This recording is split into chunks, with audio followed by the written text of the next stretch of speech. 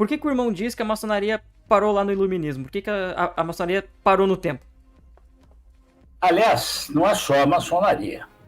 O Brasil mesmo parou no tempo. Só os países, vamos chamar de primeiro mundo, os países avançados, que têm, vamos dizer, caminhado no sentido de trazer para a modernidade, porque eles criam a modernidade para eles. E o brasileiro é muito apegado ao sistema dele. A gente precisa abrir a nossa cabeça. Esse é o problema. Então, quando se fala qualquer assunto de maçonaria, a maçonaria precisa dizer, olha, tal coisa, você imagina que Sócrates falou aquilo, mas ele estava errado. Não, não é isso que a gente tem que pensar na maçonaria. Nós temos que trazer esse pensamento de Sócrates, que a gente sabe que foi o grande divisor de água da filosofia, e tem que trazer o pensamento dele para o dia de hoje. Quando ele diz, aliás, eu li alguma coisa a esse respeito, essa semana ele diz, a única coisa que sei é que nada sei. Isto é uma das maiores verdades que eu já ouvi falar.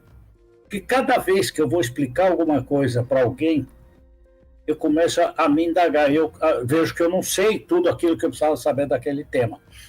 Esse é o problema. A gente não pode se apegar àquele do passado. A gente tem que ir para frente.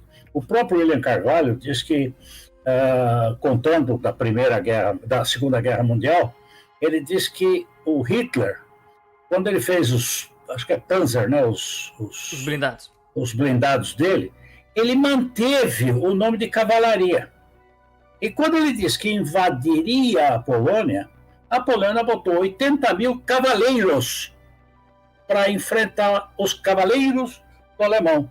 Eles foram dizimados em minutos. Por quê? Porque eles não estavam preparados para isso.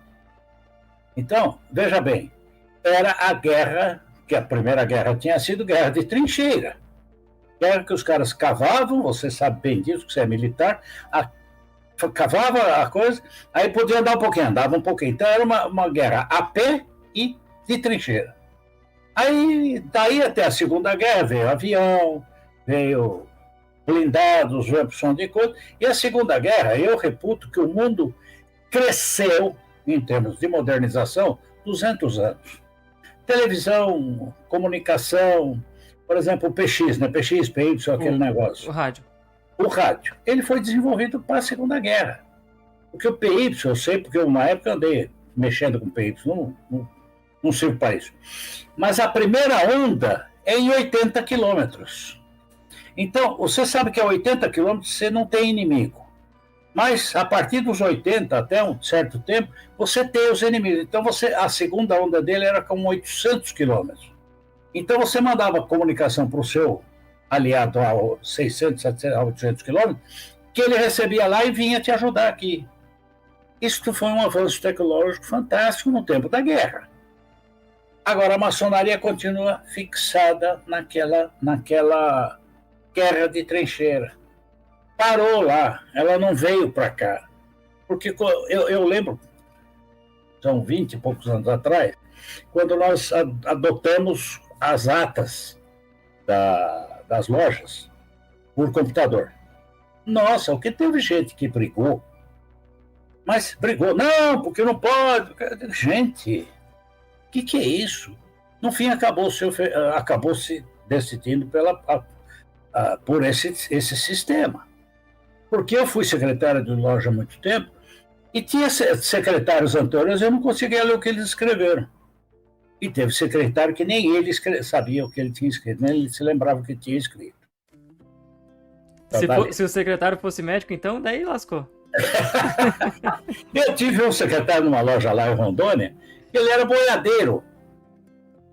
Imagine a letra dele. Não dava, o cara... Tanto é que quem fazia, eu era companheiro, quem fazia as atas era eu, ele levava a fama. Já levava só para assinar. Pois é dessas coisas. Então, essa mentalidade que fixa um ponto só, que tem que acabar. A gente tem que se abrir, a gente tem que ampliar os nossos horizontes.